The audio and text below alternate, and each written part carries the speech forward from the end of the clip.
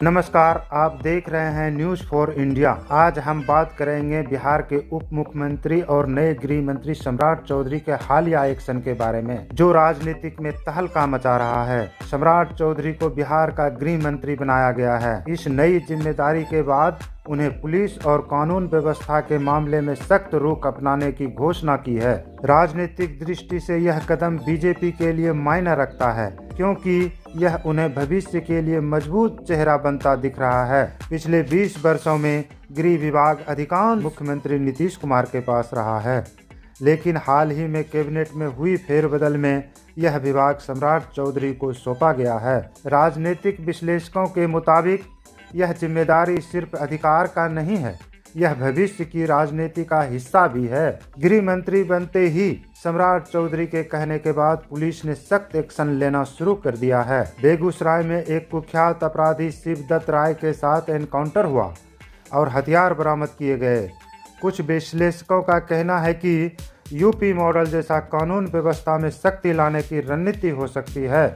हालांकि चौधरी को गृह मंत्रालय मिला है, लेकिन आईएएस आईपीएस अधिकारियों के तबादले पर पूरी पकड़ उनके पास नहीं है। सामान्य प्रशासन विभाग जीएडी अब भी मुख्यमंत्री नीतीश कुमार के पास है, जिसके कारण ट्रांसफर पॉलिसी में उनकी हिस्सेदारी सीमित रह सकती है।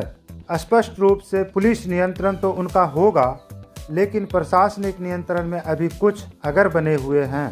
यह कदम बीजेपी की लव कुश रणनीति को मजबूत करने का संकेत माना जा रहा है।